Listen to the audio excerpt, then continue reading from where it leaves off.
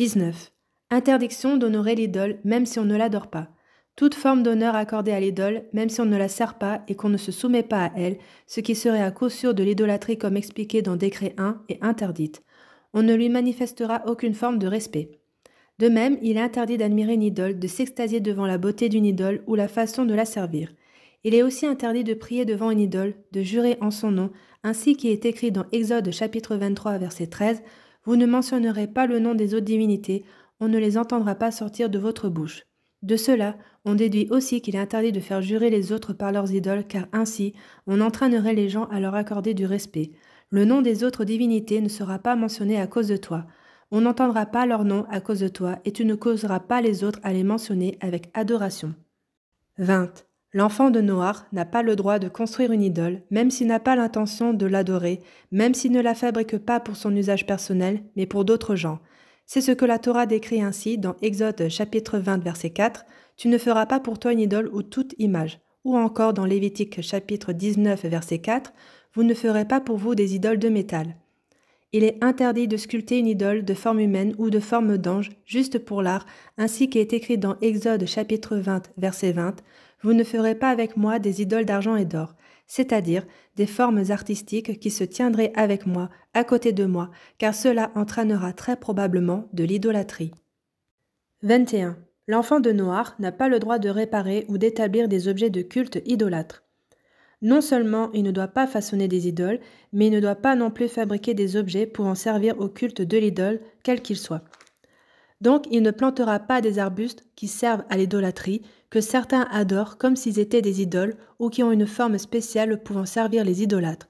Par exemple, un arbre planté à côté d'un autel idolâtre pour augmenter sa beauté ou pour offrir ses fruits ou son feuillage en sacrifice à l'idole. De même, l'enfant de Noach n'aura pas le droit d'ériger une matseva, un bâtiment ou une colonne ou tout autre signe remarquable dont le but est d'inciter les gens à venir adorer l'idole ou de rendre publique la présence d'une idole.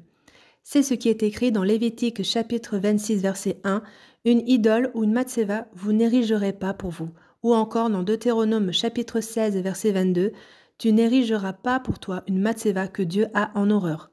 De même, il est interdit de construire une salle pour l'idolâtrie ou un autel. 22. Ne pas bénéficier de l'idolâtrie.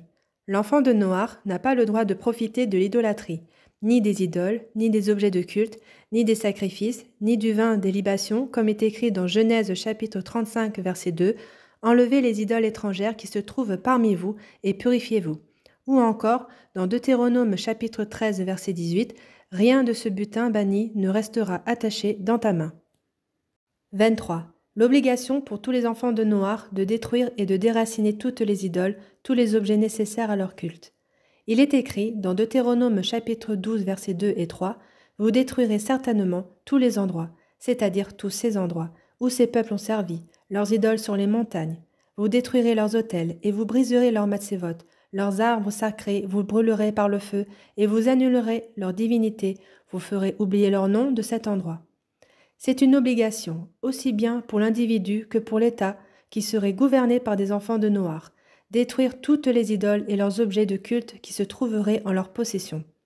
Ces décrets concernant l'idolâtrie incluent l'interdiction de conserver toute forme d'idole ou d'objets consacrés, donc de les conserver en l'état, comme il est écrit dans Deutéronome chapitre 7 verset 26, « Tu n'apporteras aucune abomination dans ta maison ». Cependant, l'idolâtre peut annuler une idole ou un objet de culte. Comment ? Un homme sensé qui comprend ce qu'est l'idolâtrie et qui l'annule en lui enlevant son importance démontre qu'elle ne vaut plus rien, qu'elle n'a plus aucune importance, il a ainsi annulé. Il peut par exemple couper l'oreille de l'idole ou son nez, ou la briser complètement, ou toute autre action qui est normalement interdite à celui qui adore cette idole. Celui qui agit ainsi prouve que ce n'est pas une idole et qu'elle n'a aucun pouvoir. Après cette annulation, l'idole perd son importance et il devient permis d'utiliser ce qu'il en reste. De la même manière, on peut annuler les objets nécessaires au culte idolâtre. Il me semble qu'un enfant de Noach, reconnu comme tel, qui croit en Dieu et accomplit les 7 lois, serait apte, selon la loi de la Torah, à annuler les idoles et leurs objets de culte pour qu'on puisse s'en servir pour un usage normal. Mais il me semble que ce ne serait pas vraiment digne d'un chassid d'accepter qu'un homme cachère comme lui annule cette idole. L'essentiel de l'annulation doit être accompli par ceux qui adorent cette idole et qui maintenant veulent l'annuler. 24. Un enfant de Noach n'a pas le droit de suivre les mœurs des idolâtres, de se conduire comme eux dans leur adoration des idoles, par exemple, user de magie, de sortilège, de nécromancie, questionnement auprès des morts, etc. C'est ce qui est écrit dans Lévitique chapitre 18, verset 3, « Vous ne marcherez pas dans leurs coutumes » ou encore dans Deutéronome chapitre 18, versets 9 à 12, « Tu n'apprendras pas à agir selon les abominations de ces peuples, il ne se trouvera pas parmi toi quelqu'un qui fait passer son fils ou sa fille dans le feu, de l'idole Moloch, qui pratique des sortilèges, de la divination, de la sorcellerie, de la nécromancie, car quiconque agit ainsi pratique des abominations. » De même, il est interdit de se tatouer ou de se brûler une partie du corps comme le font les idolâtres pour leur culte, ainsi qu'il est écrit dans Lévitique chapitre 19 verset 28, « Une entaille pour un mort, c'est-à-dire en signe de deuil, vous ne ferez pas sur votre chair, et vous ne pratiquerez pas de tatouage sur votre chair. » Bien que ce verset évoque des pratiques de deuil, les sages les ont égalées aux pratiques idolâtres, car l'idole est aussi appelée mort.